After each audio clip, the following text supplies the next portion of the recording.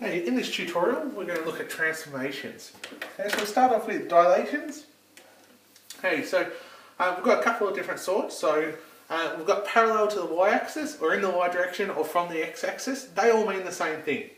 Okay, and what they do is stretch a graph vertically. Okay, and it only affects our y values. Okay, so these are just affecting our y values.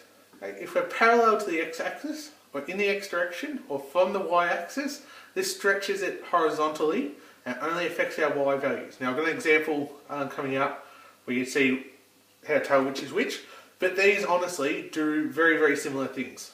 Okay, often a dilation in the y direction can be shown through a dilation in the x direction just using a different value, because they'll end up doing the same thing.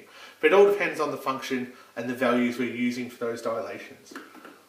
Okay, reflections. When we reflect in the x-axis, only our y values are affected, okay, and they're all multiplied by -1, and the negative is outside of the x. It's away from the x, and again you'll see when that happens. Okay. When we reflect in the y-axis, only our x values are affected. Okay, they're multiplied by -1, and the negative is with the x. Okay, so it's actually inside our brackets. Now, often, particularly with reflecting in the y-axis, depending on the function, we don't actually see that, and that happens with quadratics that haven't been shifted left or right because they're symmetric about the y-axis. We don't actually see a y dilation. Okay, same with quartics as well. With cubics and our odd powers, we do see it though. Okay, and similarly, there's some times that we can reflect in the x-axis and not be able to see, but that doesn't happen as often. Okay. Our translations, so our vertical translation, they are constants that we add or subtract to a function. So they're not associated with our x, they're outside our brackets. Okay, and if we have a plus, it moves up. If it's a negative, it moves down. Okay, so for example, in y equals mx plus c, our c is our vertical translation. It moves our graph up or down. Okay, so if we had +3 at the end, it'd move it up. If we had -4, move it down. Our horizontal translation, this is associated with our x. So these will be our numbers inside our brackets. So that's like our x plus 2 all squared. Okay, so that's our horizontal translation. Now, if we're inside our brackets, if it's a positive value, we're going to move to the left. If it's a negative value, we're going to move to the right. So this one's counterintuitive. It's opposite to what you'd think it'd be. You'd think, okay, like with our vertical translations, if it's positive, it moves in the positive direction. It's actually opposite. Okay, so if it's a positive inside our brackets, we move to the left. If it's a negative, we move to the right. Okay, so bringing it together, okay, so if we look at our translations applied to f of x, so if we have y equals f of x, okay, well then with all our possible translations, then our equation f of x becomes y equals a times f outside of n, outside of x take h, plus k. Now a, this is our dilation in our y direction. Okay, so that's going to stretch it vertically. Okay, or, so, and that's stretching or compressing depending on our values. Okay. And if this is negative, this is how we reflect in the x-axis. So it's outside our brackets. Okay? Our dilation in the x direction is this n value, and if it's negative, we reflect in the y-axis. Now h is our horizontal translation, so you can see there's negative h. Okay? Well, that'll mean that we move to the right. Okay? And our k, that's our vertical translation. Okay, so we'll look at a couple of examples. Okay, we'll look at worked example 4. Okay, so all we're going to do to start off with is just talk about what transformations are happening. So if we have y equals 2x squared, okay, so it's being dilated by a factor of 2. Okay, that's the way we say it. So dilated by a factor of 2, okay, and we look and we say, well, that's our a, so that's in the y direction. In the y direction. Okay, we're not going to worry about sketching them. They are sketched in the textbook, so if you want to have a look at them when they're sketched, by all means. Okay, if we have, however, y equals 2x squared, Well, now we've got this n value here. Okay, so it's inside. Now this is where it gets a little bit tricky though, because for our n values, okay, our dilation factor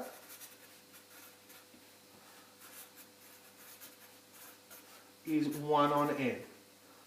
Okay, so for these n values, I probably should put it on here. Okay. Dilation factor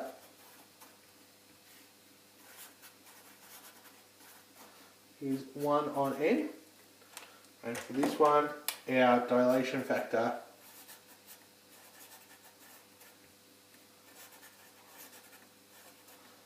is A. Now, it seems a bit weird that we do that, okay, but it's just so that we get similar things happening. Okay, so we say dilation factor of 1 on n, which means we have a dilation factor of a half. Okay, if we look at y equals minus x squared, okay, well, if we have a look, that's our negative that's away from our x, so it's our negative here, so we're going to be reflected in the x-axis. X-axis. Right, if we're looking at y equals x plus 1 squared, okay, well, we've got a translation now in here. Okay, remember it's opposite to what you think it'd be, so it's going to be moved to the left 1 unit. Okay, our next one, okay, is we'll do y equals x squared minus 2. We should all be pretty comfortable with that one. That's our vertical translation. It's our nice easy one at the end. Okay, and it's been moved down 2 units, or translated down 2 units. Okay, one I want to show you is if we have y equals 6 take x squared. Okay, we're going to do a little bit of work with this one. Okay, write it in the order that you usually do, where it's x first, so it's negative x plus 6 squared. Okay, but because of this, what we need to do is take out negative 1 as a common factor. Okay, otherwise we won't get our translation right, because it's been moved, right. Okay, because it's negative 6, we're going to be moving to the right by 6. Okay, so we're looking at this case here, so it's being horizontal, so it's negative, so we're going to move to the right, and then we've got in here, we've got a dilation of 1, because it's only negative 1, but if it's negative, we're reflected in the y-axis. It's also being reflected in y-axis. Okay, so it's being reflected in the y-axis as well. So you just need to be a little bit careful there. Okay. We'll do another one that's a little bit more complicated. We've got y, we're starting with y equals x squared, and we want to talk about the transformations, okay, that have led us to y equals a half outside of 2x plus 3 squared take 4. Okay, what we need to do is a similar thing to our equation here like we did up there. Okay, because we always want to bring this dilation factor, okay, out as a common factor. We have a half outside of 2 outside of x plus 3 on 2 squared take 4. So if we work through this, okay, we've got a dilation factor of a half. Okay, so I might switch colours so we can separate these a little bit. Okay, so we're going to come up here. So we've got a dilation factor of a half from this. Okay, in the y direction. Okay, this 2 here. Okay, well that's another dilation factor, okay, of a half, because remember it's 1 on this in the x direction.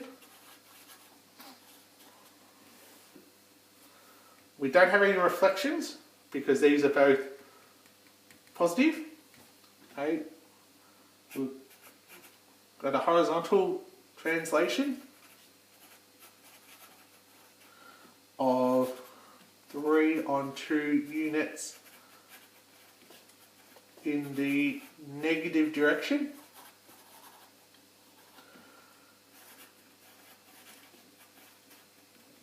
Okay, because remember we're positive, so we're going to move it to the left, that's our negative direction. And we've got a vertical translation of 4 units in the negative y direction as well.